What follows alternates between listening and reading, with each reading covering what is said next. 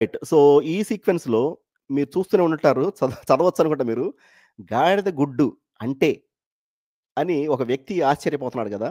కానీ మీకు ఆశ్చర్యం ఉండకపోవచ్చు. ఎందుకంటే మీకు తెలీదసలు. అసలు గాడిద గుడ్డని మాట్లాడుతున్నారు గానీ, దాని గురించి ఏం తెలీదు కాబట్టి మీకు ఆశ్చర్యం ఉండదు.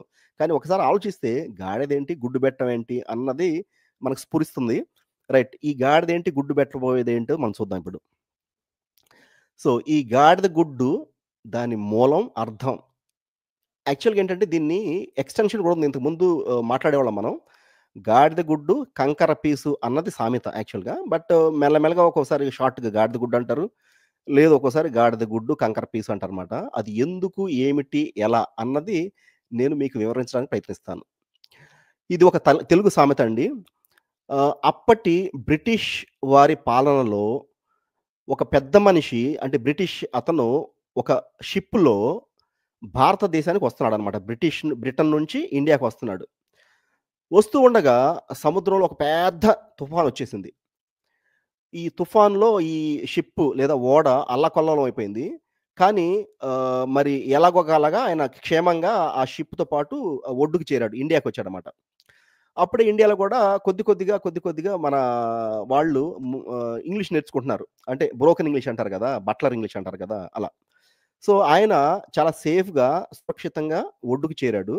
అప్పుడు ఒక లోకల్ క్యాండిడేట్ అంటే స్థానికుడు అంటాం గదా! అతను వచ్చి ఆ తుఫాను ఇలా వచ్చింది గదా! మీరు ఇంత సేఫ్‌గా ఎలా వచ్చారు అని ఆ బ్రిటిషర్‌ని ఇతను ప్రశ్నించాడు స్థానికుడు. అప్పుడేమన్నాడంటే ఆ బ్రిటిష్ పెద్ద మనిషి ఇంగ్లీష్‌లో అన్నాడనమాట. అంటే అతనికి గూడా సగం సగం తెలుగొచ్చు, సగం సగం ఇంగ్లీష్ ఒచ్చు కాబట్టి అతనేమన్నాడంటే, "God the good conquered the pass." మళ్ళా చెప్తున్నాను వినండి. God the good conquered the pass. అంటే దీని అర్థం ఏంటంటే, దేవుడు మమ్మల్ని సురక్షితంగా దాటించాడు. గాడ్ ద గుడ్ అంటే మంచి దేవుడు. కంకర్డ్ ద పాస్ అంటే సురక్షితంగా పాస్ అంటే పాస్ అవ్వటం కదా! అంటే పాస్ అంటే it means it is going through అనమాట. దరి చేర్చాడు అన్నట్లు చెప్పాడన్నమాట. కానీ ఆ స్థానికుడికి దానికి అర్థం కాలేదు. ఈయన చెప్పిన అంటే ఇంగ్లీష్ యాక్సెంట్ కూడా డిఫరెంట్‌గా ఉంటది కదా! ఇతను అనుకున్నాడు ఇది God the great conquered the pass అని ఏమనుకున్నాడంటే, ఆ గాడ్ ద గ్రేట్‌నేమో గాడిద గుడ్డు అనుకున్నాడు. ఈ కంకర్డ్ ద పాస్‌నేమో కంకర పీసు అనుకున్నాడనమాట. అని ఇక దాన్ని అప్పటినుంచి కూడా గాడిద గుడ్డు, కంకర పీసు అని వాడుకలోకొచ్చింది ఆ రకంగా.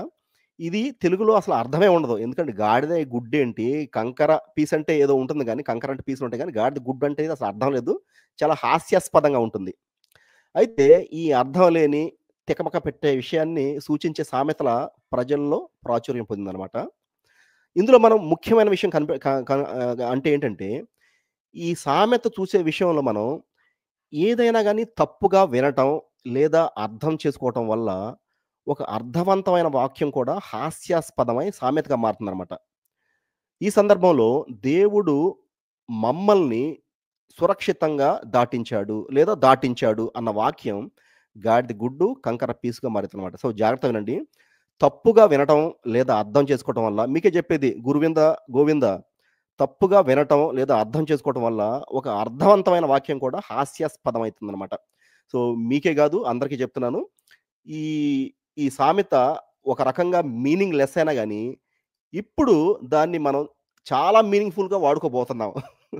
కాబట్టి ప్రతీది గూడా దేనికి కూడా అనర్హం గాదు. ప్రతి దాంట్లో మనం పాజిటివ్ తీసుకోవాలి.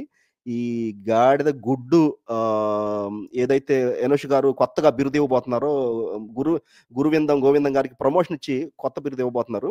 ఆ కొత్త బిరుదు ఎందుకు ఇవ్వబోతున్నారు అన్నది దీని అర్థం అనమాట. అంటే ఒక మీనింగ్‌ఫుల్ సెంటెన్స్‌ని అర్థం గాక, అర్థం పర్థం లేకుండా అర్థం చేసుకున్నటువంటి ఈ రేషనలిస్టు ఏంటో అనేది ఇప్పుడు చూద్దాం. రైట్. సో, దీన్ని ఇంగ్లీష్‌లో చెప్పానండి. God is the good not the God the good. So, I think typo అయింది.